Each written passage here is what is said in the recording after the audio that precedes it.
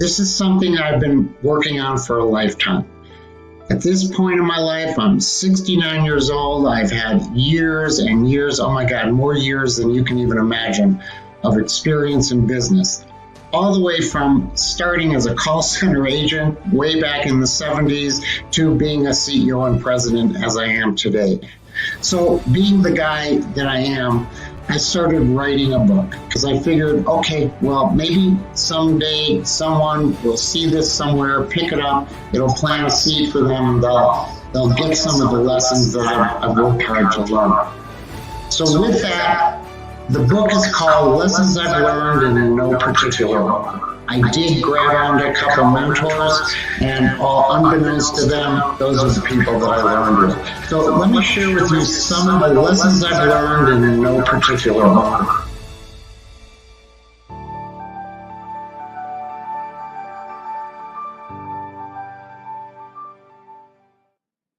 Hey everybody, Steve Biederman, July 8th, 2022, Friday. Anyway, I get an opportunity to talk to you today, and I'm happy to do it. You know, over the years, actually, I was listening to the introduction as we were going on, and I was thinking, you know, I have all these years in terms of work, and I really would tell you that I never thought that I would get to a point that what I was or what I had gained or what I had experienced in my life, much less my work, would offer any value to anybody else. For many years, I just worked and paid the bills or tried to pay the bills and had a lot of effort into just, you know, making the balance of life work out. And over time, I began to realize, though, that I had to kind of pause and understand who I am.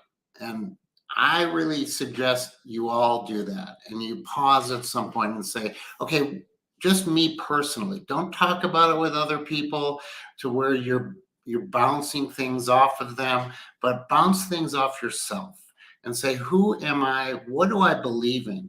And the way I got to this was I began to look at myself and say, what are the things I care about? What are the things that I stand for? What are the things that are sort of irrefutable in my life? And what does that equal in terms of my belief system?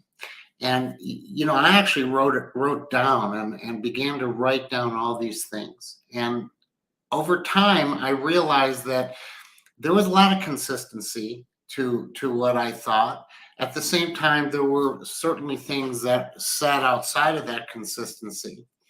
And ultimately, it gave me sort of a different platform to work off of. And I began to feel more in my element. And I was able to comment and make decisions that were much more valuable, I think, to people around me as well as myself. So that became this book that I'm working on called Lessons I've Learned in No Particular Order. And, you know, there was no order to it. I just began to learn things over my life. And I think that's how it is for everybody. No matter if you go to school and if you take your classes in chronological order, and at the end, you've learned all of these stepping stones, ultimately, you got to get out into the real world. And when you do that, that real world throws things at you in any particular order. So, I hope that through this book, which is now beginning in video form, that it gives you pause. Maybe you don't learn the same things or believe in the same things I do, but it gives you pause to do it yourself and to think about how would you go about it if it were you and you were finally making your own decisions, because oftentimes we make other people's decisions. But today I want to talk about something in particular about priorities. You know, we always talk in terms of the 18 million things we need to get done. And then we go, all right, well, obviously I can't do all of those things at the same time. So what are my priorities, and how do I do that? When you look, if you ever go look at a project plan and begin to look at priorities, if anything is a priority 2 or a priority 3 or anything less than an immediate priority, what inevitably can happen is they keep getting pushed down. And oftentimes you'll get to these never-ending projects to where they're working, you begin to forget about some of the priorities and things that needed to be done, and you have sort of an iterative process. And that's certainly life, and that certainly happens. But I think that there is a way that you have to look at things. And I really don't like the word priorities, because I believe that everything counts. You wouldn't be doing it or saying you needed to do it if it didn't need to get done. So if everything that you need to do needs to get done, but you only have so much bandwidth at any time, what do you do about that? And I think inevitably what we do about it is, as I said, some of those priorities drop off the map. And alternatively to that, you keep adding priorities to projects and you never get done. So there's a simple way in my mind to do it. First of all, I like to think that everything that needs to be done should be looked at on a flat line. Everything's important. So some things feel bigger than other things that are not as big, but everything, frankly, is equal, or you wouldn't, as I said earlier, need to do it. So what do? Let's take a project as an example and look at the way I would go about it. So I am releasing a new product in my business. And by the way, at NobleBiz, we're always releasing something new. We have new features that come out. We have new benefits that those features offer, new integrations, customizations, versions, and we want to present those all to the market. So what do you do? How do you do it? Let me tell you, I take a group of people and we go, okay, we're going to release this product, and I need to release it as quickly as I can. I want everybody to sit down and have a session and lay out every single detail that needs to get done so we meet perfection in terms of our release. There are a lot of areas in my business that do that. You know, there is internal training, there are training guides, there's documentation, there's how do you support it, how do you communicate it, how do you market it, how do you sell it, and there's this whole list of things. And oftentimes when you look at those lists, somebody will say, all right, we've got 48 things to do to get this fully to market. Let's prioritize. And my answer to that is no, let's not prioritize, but let's look at it with a little different slant. And let's do what I like to call 2 plans. One plan is, how do we fully do everything on this list and get that out in the next whatever time it may take. We may lay it out and everybody says, well, you know, Steve, you wanted this out in 60 days, but for us to do this whole thing, it's going to take 6 months. And I'll go, okay, well then it'll take 6 months to do that. But let's do one other thing in the meantime. Let's do what I call a sprint to market. Sprint. How do I sprint to market?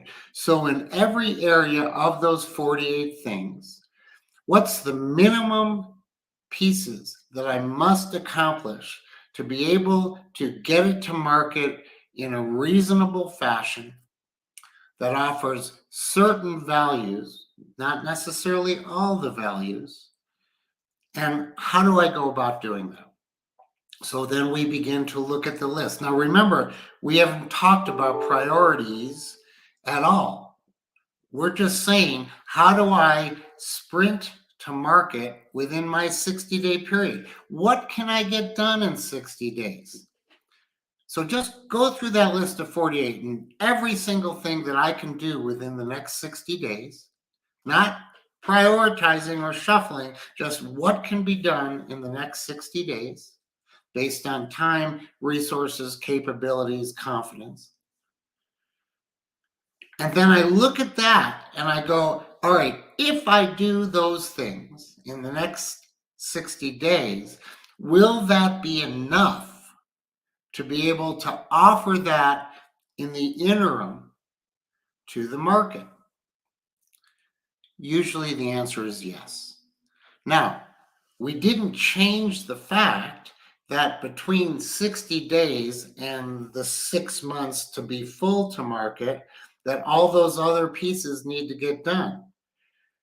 We just said, how do I do and what can I do in 60 days? And is it viable if I do that? Now, most of the time, it will be viable. But the critical piece is never to forget you have the other things that still are important and still need to get done in spite of that you're now sprinting to your market. So then what's another thing you can do? You can say, well, there's just so many things left that need to get done. And so you go, okay, let's make a plan and look at everything that can be done in the next 30 days. Not in any order, but just what can I do that doesn't take a heck of a lot of time and can be done confidently and competently in the next 30 days. And you begin to plan like that and you chunk it out, not prioritizing this being more important than this, just what do I have the ability to do within that time frame? That's it. Just the ability to do. And if I do that in the next 30 days, after I've sprinted to market, will that give me something that I can add to what I've already done that will offer additional value? Let's say the answer is no. Well, that's fine. I still did those things in the next 30 days. And then you chunk it out and you chunk it out and then you're done. And you begin to layer in those value points. Certainly somebody can look at that and say, well, but Steve, that's prioritizing. And I would say, I don't see it the same way. Priorities to me, when I use that word or I hear that word, somebody is saying this is more important than this. And I'm saying nothing is more important than anything else.